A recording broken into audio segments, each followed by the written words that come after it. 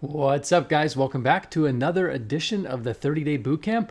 I am pumped to jump back into jump back into the 10 principles with you today.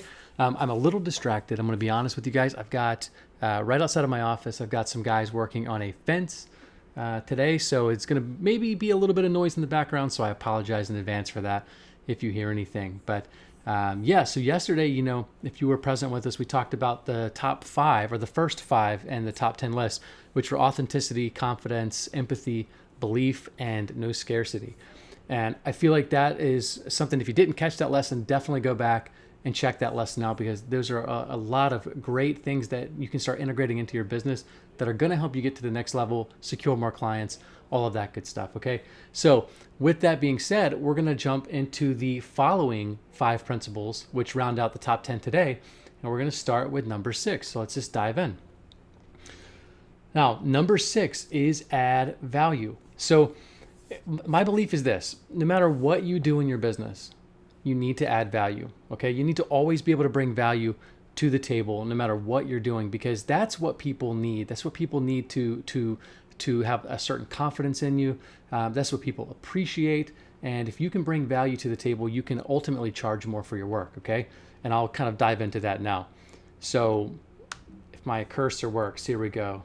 Okay. So now I'm slides challenge. Okay. So here's the deal. When I say create incentive for people to book your offer now, what I mean by that is this: you can create an offer for a prospect that basically is a call to action, right? It incentivizes them to take action to move with you right now. So let's just say you offered a $500 session for a limited time rate of $100, right? And that just covers the session fee. Well, now you're actually providing value. You're offering like $400 of free value to your client, which creates incentive or motivation for them to move forward with you. So that's really important. That's not the only way you can do it. That's just an example of how you can do it. But the more value you can provide and show to your client, the more likely they're going to be to move forward with you. Okay.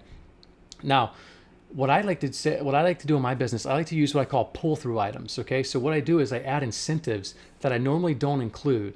And what happens is that pulls the client through, or the prospect through, and converts them to a client. So using the example we just talked about, you could say, hey, session fees normally $500. We're doing a limited promo for $250. Okay, so that right there is added incentive. It's added value that says, hey, you would normally have to pay the $500 rate, but right now you can get it for $250. Now, again, guys, remember, if you've been a part of this bootcamp and you know how we do our sales, we charge on the back end for the products, right? So literally getting them in front of the camera is all I care about. So the $250 or $500, I really honestly don't care. It's whatever I can do to get them in front of me, give them the incentive to get in front of the camera, and then create an amazing experience and product for them. That's when they're going to invest the higher dollar. Okay. But by doing this, by offering incentives and adding value, you're going to secure more clients. Now, this is going to sound weird or kind of funky, but all buyers have a sense of greed when it comes to a deal, right? Like if you've ever bought something on a sale, if you go to a website, it's like 50% off sale, 70% off sale. It's not like you're intentionally trying to be greedy. It's just called a sense of greed. It's what it is. Everybody wants to get something for a better deal, right? So by adding value and by creating incentives for your clients that give them a better price or a better value than normal, it's going to appeal to that sense of greed, and it's actually going to be more attractive to them, and you're going to be more likely to book them. Okay. So these are like front end strategies, right? Like most people don't book clients outright because they just charge their regular rate. They never deviate from that rate. And most clients, like they can see a rate and there's no real call to action. There's no real incentive for them to move forward. So by offering something that's like a limited time value, like a sale item, it's a call to action, right? It's calling them, hey, you've got to book by this date to get this rate. Okay. That wasn't supposed to rhyme, but it did. But yeah, so that's the idea. You appeal to the sense of greed. Now, here's the deal. A lot of the time when I say value, this kind of goes hand in hand, right? When I say acknowledge their concerns and reassure them you've got their back, part of providing value to your client is also providing them with the assurance that, you've got their back. Like you're going to make the experience kick ass for them, right? Like they're not, in our case, like a lot of times people are sort of on the fence about sessions. They're not sure they'll be comfortable in the studio, whatever it is. And what happens is, when you can reassure them, when you can give them that confidence, that's also adding value and it helps get them closer to the point of decision. So just think about that, okay? And really make sure that you're doing everything you can to create a level of comfort for your prospects so that you can convert more of them to clients. And then lastly, when we talk about value and adding like pull through items or doing sales, things like that, always make it optional and let them know that whatever they decide is fine, right? So my belief is this: I'm never going to pressure you to buy something or to buy my service, right? What I want is for you to want to use my service. And if you genuinely want that, then that's great. And if not, that's cool too. I'm not here to pressure you. So that's the idea. When you can make it optional, there's like a sense of there's just a sense of ease with that, right? So if there's a sense of ease about it, then they're not going to feel like you're twisting their arm, which kind of feels gimmicky, right? And that runs them off. So just make sure you let them know it's optional either way. If they don't book by the deadline, that's cool. Whatever. You don't have to have their business. And I think that's the important thing to remember. You want business, I'll take the business, but I don't need the business, right? And I'm okay with that. So when you think about adding value, think about these things. Give people a reason to move forward with you now, right? Create incentives and don't pressure them. So just kind of add value and let them make the decision. Well, number 7 is a big one, and it goes right on the back of what we were just talking about, right? Of adding value is creating urgency. So here's the deal. When I say here, the decision to pre-purchase must be made at the initial consultation. So one of the things we do is we offer our clients the opportunity to pre-purchase a collection or a package with us at their initial consultation. And if they don't pre-purchase at that point, then that particular deal is not any longer available. So what we do is we've created a sense of urgency wherein they have to come to that decision and either say yes or no. And either way is fine. Again, there's no pressure. We're not, we're not here to twist arms, but we're here to say, these are the rules. And basically, if you want to take advantage and get an amazing deal, an even better deal, now's the time to do it. So what happens is you set the framework, okay? And if they want to operate outside of the framework, that's okay. They pay the regular rate. But if they want to play inside of the framework and they want a better deal, then that urgency calls them into action to make a decision up front, okay? So think about that. Now, you can justify creating urgency just by simply letting know, and I'm using pre-purchase like the example I just gave you. So we justify this by letting them know there's so much value in the pre-purchase collections that we simply can't offer it to every person. Now, I say justify, and I use that loosely, but we don't really have to justify. It is the honest to God's truth. We could not offer the same rate to every client that we do in our pre-purchase consultation options because there is so much value there. Right? So the idea is that we want to secure more work. We want to secure more payment up front, get people more connected and committed. So that's why we do that. But again, the honest truth is we simply can't justify doing that for every person, like offering them that same deal at any point in time. It's not fair to other clients who have paid higher rates. And B, honestly, it makes it look like you don't really stick to your guns or you don't really have the core values if you honor it later. So you've got to create urgency, but also stick to your guns there, okay? Now, when you create urgency, this is done in like any sales scenario, guys. So anytime you see I'm sure you guys, if you open your inbox right now, you'll see 24 hours left to make a purchase on the sale or sales good through Memorial Day or whatever it is. Businesses do this stuff all the time, and it's so they can capitalize on the sense of greed. They can get people committed because people want to save money. And what happens is they want more bang for their buck, right? So as a business, if you can give people more bang for their buck and create a sense of urgency, they're more likely to take action, which, it's really powerful stuff. A lot of this goes into sales and marketing, and it's one of those things that's why these principles are so important and why creating urgency is one of the biggest strategies and principles that you can use. Now, again, the decision's always theirs. There is never any pressure at all. I can't stress this enough, guys. If you go into a situation where you seem desperate or you seem like, I've got to have the sale, I've got to have the business, or I'm going to fail, or we're going to tank. Like if they get that feeling at all, they're going to move away from you. So you need to know, just not only from a good business practice standpoint, but just also from a not seeming needy or desperate standpoint, you need to always let the client have the final say in the decision and don't pressure them. Now, you could put a little bit of pressure on, and because what happens is, like we talked about earlier, people will give you objections, people will live in these stories of why they can't do something. So you can apply a little bit of heat, but at the end of the day, you're going to let it be their decision. And that's what you want ultimately. You don't want a client that doesn't like you, right? That's not ideal. So Think about that. And if you can create urgency and add value, you're going to land more clients. Okay. Number 8, one of my favorites, and we've talked about this a lot with some of our clients in our program lately, is disconnecting from the outcome. So here's what I mean by that. If you get on the phone call to call a client, or if you're in a sales appointment with a client, you've got to adopt the I'm good either way mentality. And what I mean by that is whether they buy or not, you're good, period. And the thing is, when you can operate from that space, like I'm telling you, it opens up a completely different realm of possibility for you, because when people know that you're good either way, it's almost attractive. You know what I mean? It's like imagine you're, a guy's into you and you don't pay him any attention, or a girl's into you and you don't pay her any attention and they want you more, right? That's the idea. Like, you're good either way. Like, you don't need them or you don't need the sale. You're good whether they move forward or not. And in turn, they kind of want you more.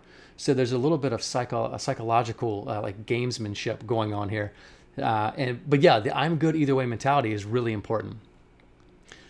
So if you bring desperation energy to the call or the consult, your clients are literally going to pick up on it and they're going to move away. So like, even if you really, really need the income, and in a lot of cases people do, but even if you really need the income, you've got to disconnect from actually collecting the income and just connect more to serving the client. And if you can do that, then you can win their business. Okay, period, end of story, like I said on the slide. But that's the truth.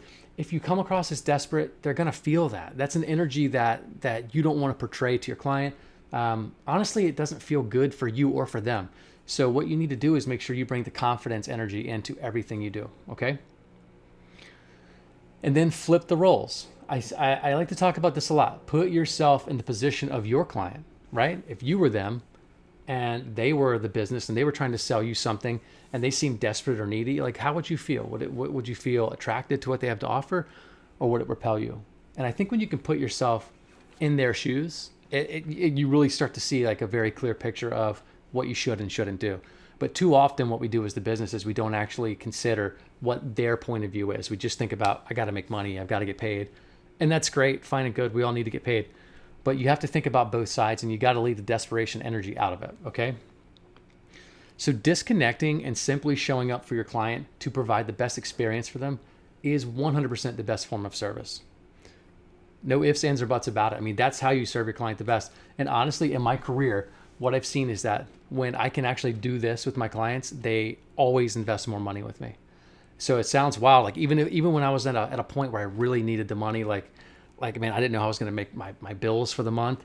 When I could disconnect from having to get paid to serving my client, like, I always got paid.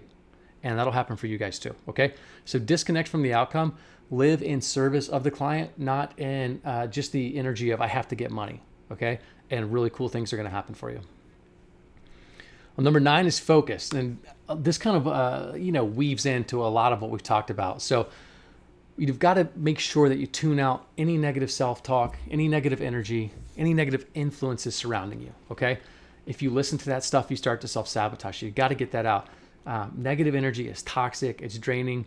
And on the opposite side of it, positivity is uplifting, it creates abundance, and you can start to live in the right energies there. And the thing is, guys, like I said, I think I said this yesterday on the first 5 principles, but when you can live in the right energy, when you can live in positivity, when you can live in abundance mentality, you start to attract that back to you and your business, okay? And that's when you start to see the results start to show up. So make sure that you're tuning negativity out and focusing only on the positive, okay? And think about it again. We'll do a role reversal again. Would you want to work with a negative person or a positive person, okay?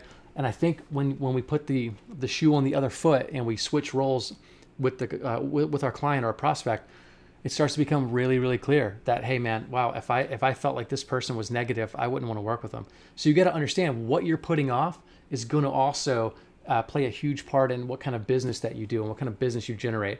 If you've got a negative attitude or mindset and you have a hard time landing clients, you need to take a really hard look internally and figure out how to fix that and change that, because when you can focus on positivity, you become the sort of person that people want to be around. And those are the clients that show up and pay you big time. They are the ones that want you to pull them out of the negativity and into the positive experience. You got to do that. And if you can do that, you can have whatever you want. That's really where the magic is in this, guys. So we talk about subconsciousness, but look, your subconscious is always working. So whatever you're feeding your mind in the conscious state is basically coming out through your subconsciousness, in reality, right? So again, like I talked about plants and planting seeds, like you can't plant apples and get tomatoes. You plant tomatoes, you get tomatoes. Well, if you plant negativity, you're going to get negativity out. So plant positive thoughts, plant positivity, and then you reap the positive outcome as well. Okay.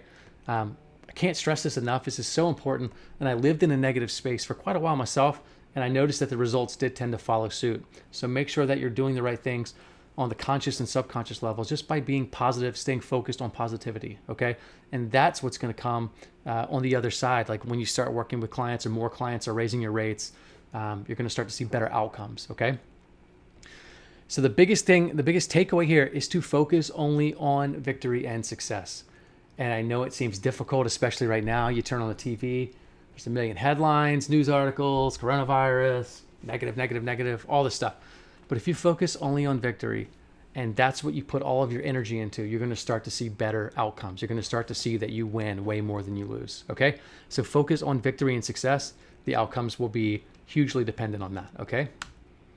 And number 10, most importantly, when we get into business, we always think about we want to make money. We have to make money. And again, it is about money. Like without money, you can't run and sustain a business. But very few people get into business and think about serving the human first. And what I'm here to tell you guys is that we're in the business of serving people. And if you can prove that you want to serve that person, they will reward you financially. I guarantee it. So what you have to do is just prove that you have their best interest at heart, that you're there to show up in service of them, for them, and you're not there just to collect a paycheck. Now you are there and you are going to collect a paycheck. Don't make any mistake about it. But what I'm saying is if you make your first priority to serve the person in front of you first, they're going to feel that. And honestly, when somebody likes you and they can feel like they've been appreciated and respected, they're going to be willing to pay you more too. Okay. So just really put that to work for you. Think about serving the human first, and the money will follow that. Now, again, like I said, I don't want anybody to have negative feelings about money. Like businesses need money to survive. We have to make money. But in order to make money, you also need paying clients. And if you don't have paying clients, like you can't pay your bills. So what happens is the clients are going to be attracted to businesses who cater to their needs and wants. So make sure that you're set up and you're serving the right client base. Make sure that you're putting something out there that people actually want.